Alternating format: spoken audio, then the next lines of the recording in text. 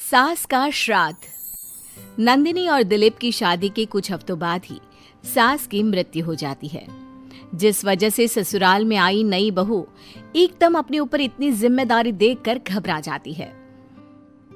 मुझे घर गृहस्थी के बारे में कुछ नहीं पता, सब कुछ कैसे संभालूंगी? मैं तो किसी रिश्तेदार को ठीक से जानती तक नहीं। अगर कहीं कोई गलती हो गई तो लोग क्या कहेंगे? नंदिनी, तुम बेमतलब इतना टेंशन ले रही हो। घर में हम दोनों के अलावा कोई है नहीं। जैसा भी काम करो कोई जज करने वाला नहीं है। रही बात रिश्तेदारों की तो उन्हें मैं संभाल लूंगा। पति का सपोर्ट देखकर नंदिनी के अंदर हिम्मत आ जाती है। अब दोनों मिलकर एक दूसरे को संभालते हुए आगे बढ़ने लगते हैं। इसी तरह 1 साल बीत जाता है और श्राद्ध के दिन शुरू होते हैं। नंदिनी के पास सास की बहन का फोन आता है। बहू, पता है ना, श्राद्ध शुरू हो गए। जी मौसी जी, मुझे पता है। तो फिर सास का पहला श्राद्ध कब करोगे? पंडित जी से बात की? कोई तैयारी की? मौसी जी, मैं कल ना पंडित जी के पास चली जाऊंगी। ठीक है, बात करके सब अच्छे से तैयारी करना। हाँ, किसी भी रीति रिवाज में कमी नहीं रहनी चाहिए। नंदिनी मौसी सास की बात पर तो हाँ बोलकर फोन काट देती है, लेकिन फिर रीति रिवाज और श्राद्ध के बारे में कुछ पता ना होने की वजह से दोबारा टेंशन में आ जाती है। शाम को दिलीप के घर वापस आते ही उस पर अपने सवालों की बारिश शुरू कर देती है। आज मौसी जी ने फोन करके मम्मी के श्राद्ध के बारे में बोला। हाँ, मुझे याद है। तुम पंडित जी से बात कराओ, बाकी फिर वैसे ही तैयारी कर लेंगे। वो तो मुझे पता है, लेकिन मौसी जी ने साथ में रीति रिवाज के बारे में भी बोला, और इस घर के किसी भी रिवाज के बारे में मुझे कुछ भी नहीं पता। देखो, इतना सोचने की जगह जैसा पंडित जी बोले वैसा कर लो, सब सही होगा। अगले दिन दिलीप के ऑफिस जाते ही नंदिनी घर के बाकी सब काम छोड़ पंडित जी के पास जाती है, जो उसे श्राद्ध करने की तारीख के साथ क्या और कैसे करना है सब कुछ अच्छे से समझा देते हैं। घर वापस आते ही नंदिनी मौसी सास को फोन करती है। मौसी जी, 2 दिन बाद मम्मी का श्राद्ध रखा है। ठीक है, आ जाऊंगी। और पहला श्राद्ध है, इसलिए पूरे परिवार को बता देना। सब साथ में पूजा करेंगे तो दीदी को अच्छा लगेगा। मौसी के कहे मुताबिक नंदिनी सबको इन्फॉर्म कर पूजा की तैयारियों में लग जाती है।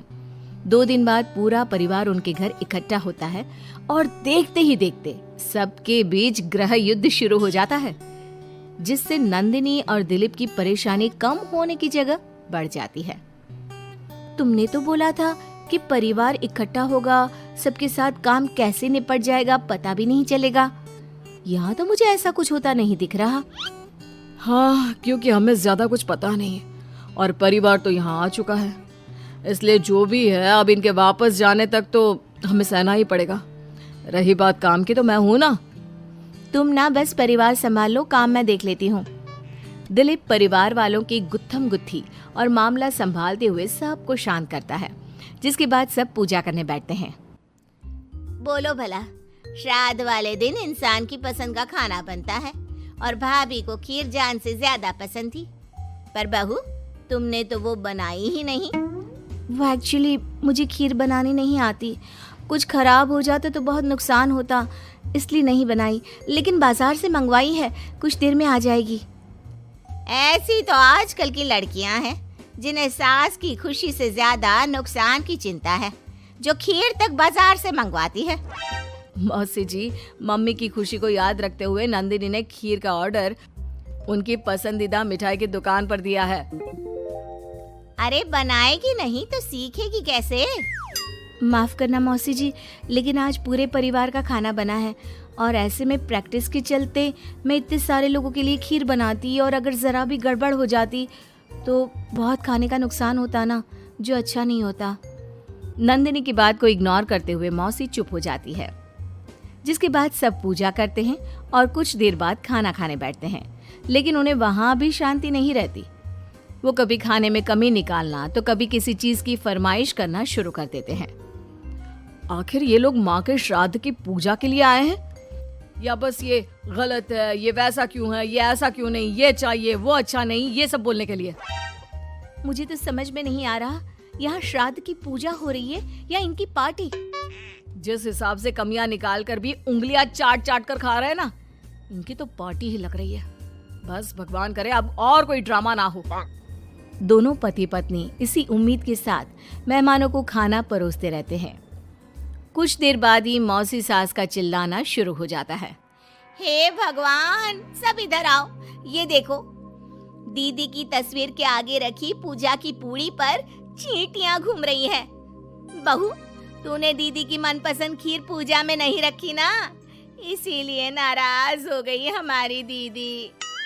मौसी, आप सबके मन में इस तरह के अंधविश्वास मत भरो। अरे उन्होंने कुछ गलत नहीं बोला। पहले तेरी पत्नी ने घर आते ही हमारी भाभी को ऊपर पहुंचा दिया और अब उनकी आत्मा को भी शांति से नहीं रहने दे रही। इसी के साथ एक एक कर घर में सब अपनी राय देने लगते हैं, जो कुछ ही देर में एक बड़े मुद्दे का रूप ले लेता है, जिसमें सबकी बात और इल्जाम घूम फिर कर नंदिनी या दिलीप पर ही आते हैं। बस करो, आखिर आप लोग हमसे चाहते क्या हो? खुद तो एक दिन भी लड़ाई किए या किसी पर इल्जाम लगाए बिना रह नहीं सकते, तो फिर किस हक से दूसरों को बुरा बोल रहे हो? वो बेचारी जिस दिन से इस घर में आई है सबको खुश करने की कोशिश करती रहती है, लेकिन आप सब उसे टारगेट करने के अलावा कुछ नहीं करते। मौसी जी, आप इतने विश्वास के साथ कैसे कह सकती हैं कि मम्मी नंदिनी से ही गुस्सा है, क्योंकि अभी आप लोगों की हरकतें भी कोई प्यार करने के लायक नहीं है। दिलीप को पहली बार इतने गुस्से में और चिल्लाते देख मौसी के साथ पूरा परिवार चुप हो जाता है। आप लोगों को मुझे जो बोलना है बोलिए, फर्क नहीं पड़ता, लेकिन प्लीज मम्मी के लिए मेरे या दिलीप के प्यार पर उंगली मत उठाइए। माफ करना पर यकीन नहीं होता, एक ही परिवार में लोगों के बीच इतनी कड़वाहट कैसे हो सकती है? सब एक दूसरे को नीचा दिखाने का मौका ढूंढते रहते हैं, सबको दूसरों में कमियां निकालनी है। क्यों? रही बात चींटियों की, तो बस वो तो पूड़ी पर रखी चीनी ले जा रही हैं। आखिर उन्हें भी तो अपने खाने का इंतजाम करना है। नंदिनी और दिलीप की बातें सुन परिवार में सन्नाटा छा जाता है। सबको अपनी गलती का एहसास होता है, लेकिन गलती ना मानने का गुरूर उन्हें आगे कुछ भी बोलने से रोकता है, जिसके चलते धीरे धीरे सब चुपचाप उठकर अपने घर जाने लगते हैं। अरे सारे कहाँ उठकर चल दिए? बेशर्मो, अब भी तुम्हारे अंदर इतनी शर्म नहीं आई कि एक सॉरी बोल दो? हमने बहू को न जाने कितना परेशान किया, फिर भी उसने पलट कर किसी को कुछ नहीं बोला। नंदिनी, हमें माफ करना, इस साल तो हमारी वजह से सब खराब हो गया, पर वादा करती हूँ अगले साल सब इस परिवार का नया रूप देखेंगे। फिर मैं भी वादा करती हूँ कि अगले साल सबको अपने हाथ की बनाई बढ़िया खीर खिलाऊंगी।